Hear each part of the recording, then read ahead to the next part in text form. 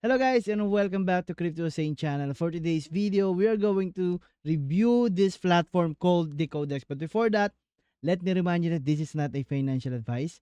This is for entertainment and review purposes only. So always do your own research before doing anything else. So without further ado guys, let's get into it. Alright guys, so this is the Decodex platform. Efficiency drives value redefining on-chain finance. So who we are, Decodex pioneering the future of finance by using AI intelligence, quantitative trading, and decentralized protocols. Our team comes from top exchanges, quant funds, and blockchain protocol developers, each with 10 plus years of live trading and system development experience.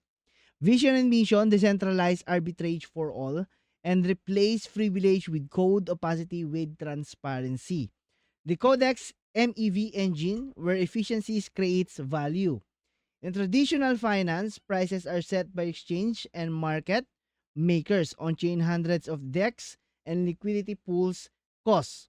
Constant price differences. MEV, maximal extractable value, capture these efficiencies, restoring balance, stability, and profitability, guys. Okay? The performance has a average monthly return of 15%, transparency, stability, and 180% of annualized target yield. So why the Codex, guys? They have tech-driven efficient execution, multi-chain deployment BNB, Chain Solana, and more coming. So we have Solana and BNB chain, guys. Stable risk controlled returns. So modular and scalable architecture, multi-strategy profit model, and full transparency audited contracts.